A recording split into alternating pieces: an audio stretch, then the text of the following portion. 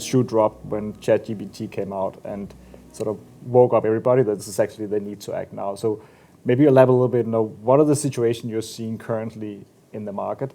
And maybe also, it looks to me like the talent is still very concentrated around some of the large companies been focusing on Google, DeepMind, some of the universities. So the scarcity of the talent around this, but how does that play together with that massive surge in interest in this? ChatGPT has been this catalytic moment where suddenly everyone can play with AI and understand what it is. And so I think it has made everyone really aware of it. It's caused a lot of generalist investors in the VC space to come in and want to put money into generative AI in particular. If you're building a foundation model company, and that's what these models are called, you really need to find the talent who's experienced in building it, or you potentially end up having to license it from someone else, or rely on open source, which is not quite the same. It has created this really significant frenzy to invest in the companies of the people who have that unique talent. For us, it means we have to know them earlier and develop a relationship where they come to us before they start the company and say, hey, we want to do with you what you did with Cohere. Or we recently did it with another company out of DeepMind, where we worked with them for months before they incorporated to figure out what is the business going to be, how is it going to work with customers, how we price it, what product, who do we need to hire. So the relationships, I think, make a big difference. And if you don't have them, and if you don't have the technical depth, you can, I think, as an investor, get caught into these kind of crazy bidding wars and really paying a lot of money for very early businesses, like in some cases, a bare incorporation. What are some of the barriers to growth?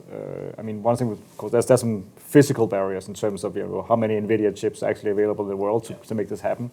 I think talent is another one, how much talent is available to this. But do you see this, what will actually be sort of what will be the determining factor that set the pace for this growth going forward? Those are both very real right now. Technical talent, like the talent that can build this stuff. If you're building a foundation model company where you're inventing the technology, that talent is scarce and expensive. Access to chips is really important. So access to the compute, because if you're training massive data sets, you got to get the data, but then you need the compute to train it on.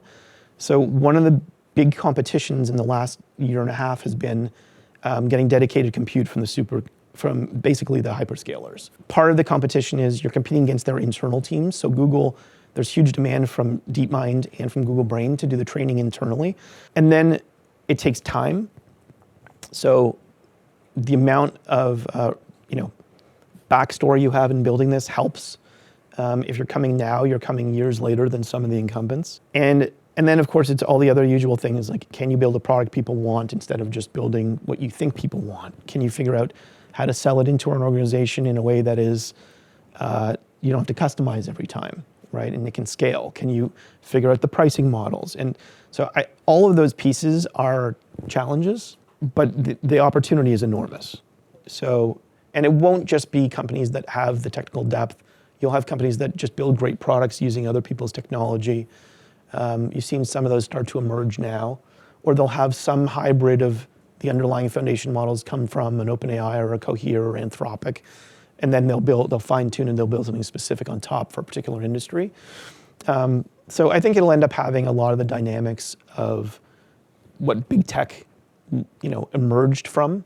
So, Google started with a novel way of doing search that was probably better than others, but they had to build a product that made sense, and then a business model that made sense, and that's worked well. CVP Investments, of course, we are a long-term investor, and we manage this $500 billion plus portfolio, and of course, so that means that we really like to take a long investment horizon, and we like sort of high-quality assets that we can keep for a long time. When we think about diligencing this across our portfolio, how do we think about basically diligencing the AI risk and disruption risk, and how do you see larger companies and incumbents have a ability to mitigate some of this risk? I think that when you're diligencing anything now, whether it's a financial product or infrastructure, industrial company, one of the ways you should look at it is through the prism of AI and how could this be disrupted or aided by AI. Some of it will just be in the background early on, like they'll use HR systems that are driven by AI. We met with a company recently that has invented a process to look at core samples in mining and better analyze the samples so you can better predict where to drill. And the revenue of this company has just gone like this because the big miners are coming along and saying, you're saving us a lot of time and money in just drilling randomly for samples and doing an eyeball analysis of it. You're able to get much more granular understanding of what's there, and so we can drill much more efficiently and we can mine more efficiently. That's a very analog process historically. It's never been changed. It's an example of a place that you should be thinking about that. Maybe just touch on regulation briefly. I mean, how do you see this? I mean, this of course is both potentially a threat, but I guess it's also maybe an opportunity for the strong companies. Regulation is going to be really important. There's kind of a spectrum of it. On one hand, it's regulation relating to data and whose data are you accessing? Have you done it legally? Are you preserving privacy? Are you kind of respecting existing laws about use of data? Somewhere along the spectrum, there's this question of harm, and the government has focused on this, as has European governments. And what you're creating have the potential to create harm? And where does the responsibility lie in the supply chain of AI? Is it with the researchers or is it with the end users who then are doing something harmful? And so that's been a debate that's been ongoing in the last few months. I think they're trending toward the end user, which is consistent with most other supply chains. But this is all new stuff. So there's a lot of thinking going on right now about that kind of regulation. And then on the extreme end of it, there are kind of more existential questions about AI weaponry. So should we have autonomous weaponry that is, if a drone is flying, should an AI be able to do self-targeting rather than have a controller of the drone be doing that? So right now, that's the way it works. You've got people that are controlling the drone and making targeting decisions. If you take that away and you give it to an AI, what does that mean? And should you be able to do that? And so among the research community, there's a very strong advocacy for banning that and basically creating a Geneva Convention around it. And so far, some companies have resisted that and said we will not agree, which means that other countries then also don't agree. And so you end up with this proliferation potentially of the technology. So I think there's a spectrum, but there's no question, like any new technology, it needs to be regulated. It's moving so fast that it's hard for governments to catch up. I think they're trying hard and listening and engaging, which is good. But there's going to be, AI will displace some lawyers maybe, but lawyers in regulation of AI are going to have a field day for a while.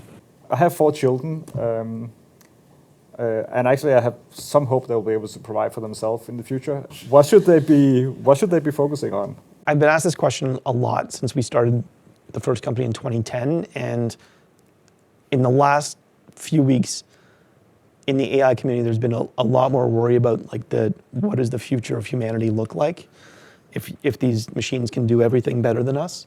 I would say the number one quality that I hope they teach in schools is adaptability. I think that people come out, they're gonna end up changing what they do. Not necessarily changing a career completely. You're not going to start as a doctor and then end up as a musician necessarily, but the way that you practice medicine is going to change dramatically. And if you're in business, just the way that you have to adapt, I think that's going to be something that's virtually every job is going to experience. So, organizations are going to have to learn how to upskill people. A lot of this will happen in the background. So the technology, the application of it will be in the background. It'll be assistive. But at some point, there's this possibility that it just does everything better than we can do it. I don't know that really everything, but a lot of things. And so that has the potential to be quite transformative to, kind of the future generations. And so they could be studying one thing now in university and come out and it's just not as relevant. A very simple example of that, AI coding. There's just no question it's already in some organizations, 20% of the code is written by an AI. I don't think we're going to be in a situation where you learn something in high school and university and grad school, and then you stop learning and you can apply that for 40 years. It's going to be a constant learning and iterative process. So I think lifelong learning is going to be part of most careers. It'll be interesting to see how businesses adapt to that, but I would say I'm sure that people are not going to go into a job and have that job and do it the same way 5 years later, certainly not 10 years later.